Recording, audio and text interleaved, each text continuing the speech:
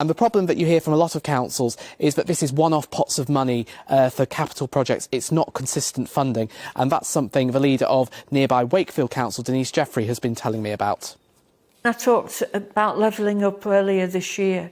You know, it's not just like a one hit of giving us 25 million to spend, because if you wanted to create a town square, for instance, it'd cost 25 million to knock 3 buildings down and replace it. It's money investment year in and year out. It's not just a one hit for each town. And I know it's difficult.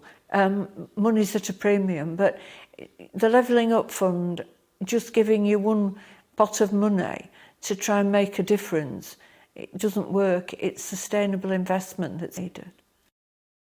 What about those bigger transport projects across the north? Well, Nana, we've been waiting to hear what's going to happen in the integrated rail plan, which covers the rail, HS2, Northern Powerhouse Rail. That was due early this year. It's now November and we are still waiting. And there's a sense that we have to make trade-offs here in the north. So there are plans for Yorkshire to get a tram network, but it looks like HS2 might now not be coming to Leeds. And one of the things you hear from northern leaders very often, that they have to make trade-offs in a way that London just doesn't have to do, with things like the Crossrail project being hugely over budget.